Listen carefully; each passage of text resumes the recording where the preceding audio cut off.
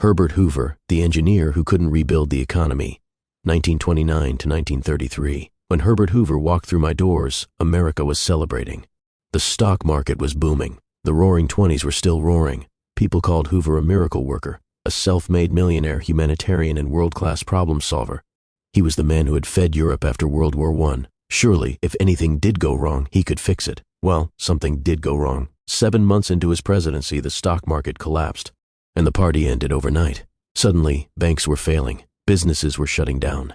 People lost their homes, their jobs, their savings. Lines for soup kitchens replaced lines for movie theaters. It wasn't just a recession, it was the Great Depression. Now, to be fair, Hoover wasn't the do-nothing president people often paint him to be. He intervened more than any president before him had in an economic crisis. He increased spending on public works, doubled infrastructure investment, encouraged businesses not to cut wages, and tried to boost credit. But here's the problem. Hoover didn't understand that the rules had changed.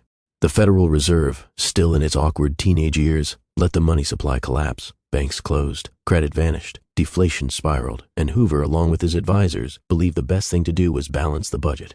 So in the middle of an economic freefall, he raised taxes in 1932. You heard me, raised taxes. He also signed the Smoot-Hawley Tariff Act in 1930, a disaster dressed as protectionism. Nearly 1,000 economists begged him not to. Global trade collapsed, countries retaliated, the world economy, already fragile, shattered into pieces. Hoover wanted to protect American industry. Instead, he ignited a trade war in the middle of a depression. Brilliant. It wasn't that he didn't care. He cared deeply. He just didn't have the right tools. Keynesian economics hadn't hit the mainstream. No one was talking about stimulus packages or aggressive monetary expansion. Hoover was stuck with the old rule book, and the building was on fire. And when Americans cried out for more help, Hoover insisted that charity and local government, not Washington, should lead. It was principled. It was consistent. It was also a political suicide note.